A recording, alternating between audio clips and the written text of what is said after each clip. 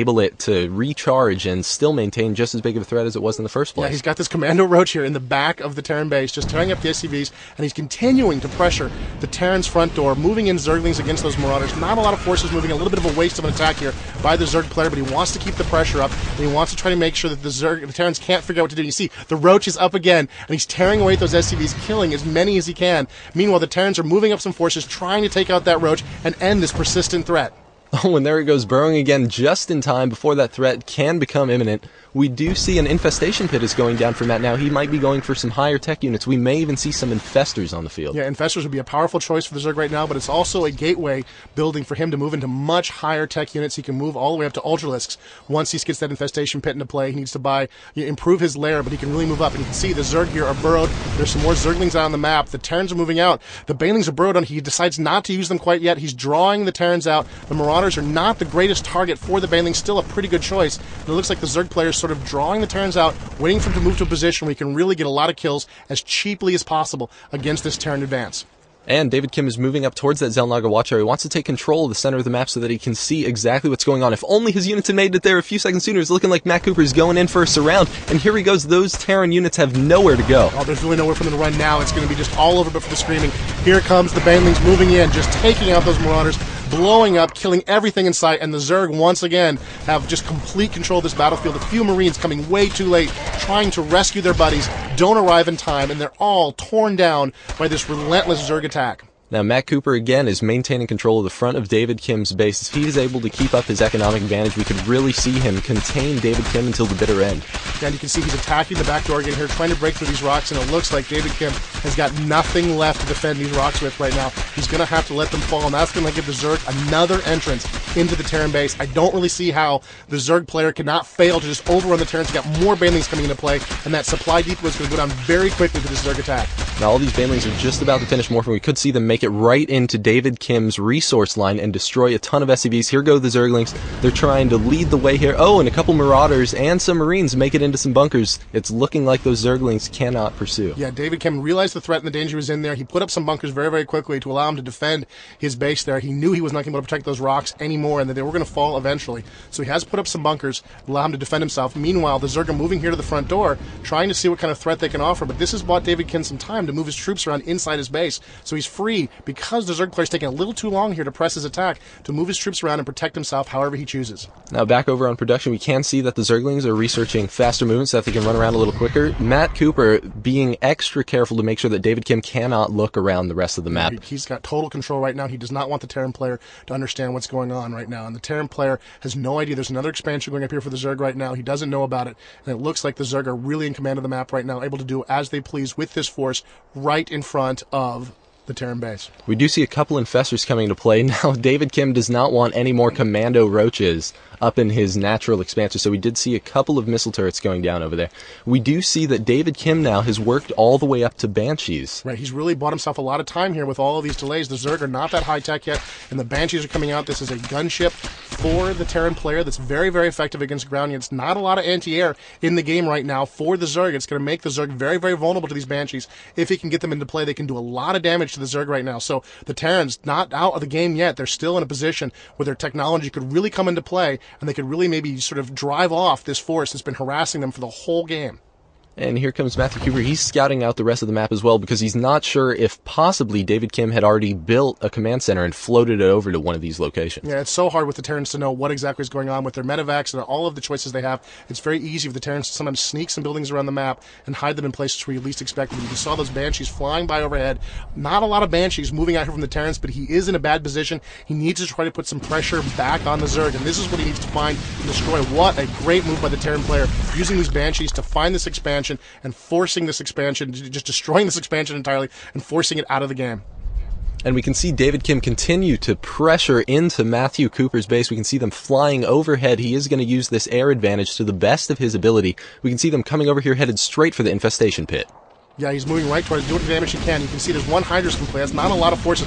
Oh, some infested Terrans being laid down by the infester. These guys are not that effective in combat, but they do have a rifle that can shoot air, and that's what the Zerg player needs desperately right now. He needs some anti-air. So he uses those infested Terrans as a soft counter to kind of get some forces into play. And here comes some Zerglings and Roaches trying to move out onto the map. They encounter the Banshees. They can't do anything against those Banshees. so they're forced to burrow and hide underground. Oh, and here comes some Nighthawks into play, using these new caster units, these new drone units for the Terrans. He's going to be able to use these to cast a variety of different spells against the Zerg. He's going to be able to create auto turrets anywhere he wants. He's going to be able to use a new ability called Hunter-Seeker Missile, which moves very, very slowly, but does a lot of damage if you don't run for it. And you can see the Banshees and the Nighthawks are sort of dancing around in front here, trying to see what kind of advantage they can get over this planet. Oh, there's some Banelings take out a whole bunch of Marines as these Marines try to move up to reinforce their air units. Now we can see from the back door we do have David Kim moving in a couple of Marauders, a few more Marines, and those Nighthawks are coming back into play. That means that Infestor's probably going to go down in just a few seconds because those Nighthawks are detectors. They can see that Infestor burrow down so the ground. that's a lot of control lost for the Zerg player there. Now he does not have control of the front of the Terran base, and the Terrans are pushing out on the map, sort of doing what they want to do. They're backing up a little bit here, gathering their forces, but the Zerg player has lost a little bit of his board control. He was in absolute dominant control up until now, and it looks like the Terran player is making a little bit of a comeback here with his Nighthawks, his Marauders, and his Marines pushing out of the board, trying to see what kind of damage he can do against this persistent Zerg player. Now David Kim is moving into the long haul. We can see him building 4 more barracks, bringing them out onto the battlefield. We do see that Matthew Cooper is bringing in these Hydralisks, taking down a few of those Banshees. These Hydralisks are very strong against air units because they do deal 6 bonus damage per spine. Yeah, they're very, very dangerous, and that's the threat he doesn't want to deal with right now. So he managed to drop 1 Banshee. Oh, and here's a battle moving in against the Terran player. There's a lot of Zerglings and a lot of Roaches moving in, and you can see the Hunter-Seekers moving against the Hydras. Oh, tons and tons of damage against those Hydras as the Nighthawks back up, trying to avoid the worst of the damage. And it looks like the Terran player is going to lose this battle. They did a lot of damage to those Zerg forces in the fight. So Matt Cooper's moving back up towards the front of the base. He does not want to lose that contain that he had on David Kim. It's very, very important to keep David Kim as contained as possible in his base because Matt Cooper, as we can see, has been falling behind on unit count. Yeah, he doesn't have a lot of units right now, and he's even a little bit behind on the resourcing as well. A little bit of an aggressive move by the Zerg player. Yeah, that was not a good move, and he sees it right away and decides to back away. Those Hydras are upgraded. They're moving more faster than they would ordinarily. It gives him an advantage. You can see there's 1 SCV scouting around the map. He managed to take it down, and here comes the last Banshee taken out by the Zerg as it looks like another battle is about to begin here in the middle of the board. Now we have a few more Marines and those Nighthawks coming into play. We're going to see some more Hunter-Seeker missiles because they are so effective. Here comes one across the map. Oh, it was not good news for that Roach. Yeah, it took a lot of damage on those Roaches, but still, the Roaches generate so quickly. I'm not sure he got a lot of gains. Here comes another one moving in, and you can see the Roaches don't like it. They're trying to get away. He's not sure if this will block it or not. He burrows and tries to block it. Doesn't work. He takes the hit from the missile, and it looks like the Zergers are dancing around in front of the base here, trying to do what damage they can. And the Hydras, of course, would love to get a shot off at those Nighthawks and take them down. And the Marines, a little too aggressive here, are going to encounter a lot of Roaches, and they're going to encounter a lot of Zerglings. Ooh, but David Kim is prepared with some backup. He's moving in now 5 Nighthawks into play. We can't see Matt Cooper trying to focus down those Nighthawks. We see a couple more Hunter-Seeker missiles. They're able to take down 1 unit each, and they do some splash damage, so it makes the rest of the units much easier for those Marauders and Marines to take out. What a great use of the Hunter-Seeker missile. This is a new ability that just went in a couple of weeks ago.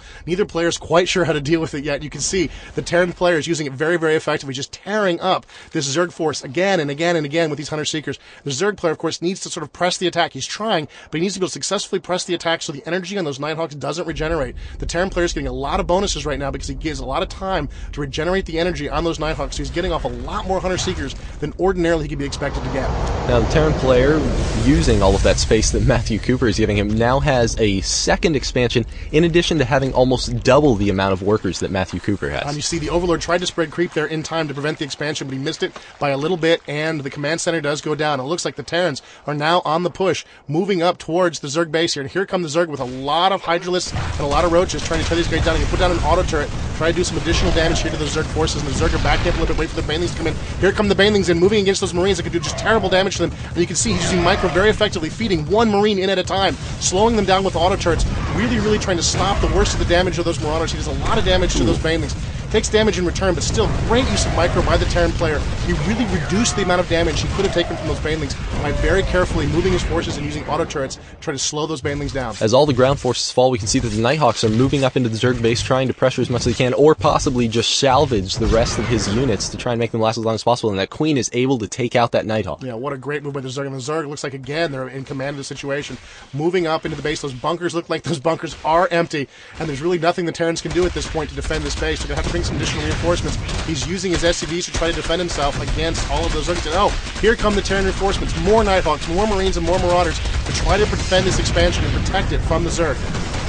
Those Hydralisks and those Zerglings are just no match for this force. We see a ton of Nighthawks, we see some Marauders, we see some Marines coming in. Those Marines do have their combat shield research, which means that now instead of having only 45 HP, they have 55 HP. This is huge against Hydralisks and Zerglings. Yeah, it's a huge advantage for the Terran players. It really gives the Marine a lot of additional use in the late game to get that upgrade, and you can see the Terran players are back in control against all odds. He's got his Marines, he's got his Marauders, he's got his Nighthawks, he can detect burrowed units with his force, he can deal with just about any threat. Ooh, there are some Banelings trying to morph, but he morphed them a little too far to the front, and they're taking damage before they get a chance to come out in the battlefield. You can see they've all been taken out by those Marauders and those Marines, and the Terrans are pressing into the Zerg base. The Zerg player's backing up, trying to sort of buy himself some time, see what he can do to avoid the worst of this attack, trying to give time for his base defenses to tear up that Terran force. Matt Cooper's trying to use his Hydralisks, his Roaches, his Spine Crawlers to defend his base, but it looks like it's just no match with that combined Nighthawk backup for those Marines and Marauders. We have him moving in. It's looking like Matt Cooper's getting backed up into the corner. Is there anything that he can do to stop this situation?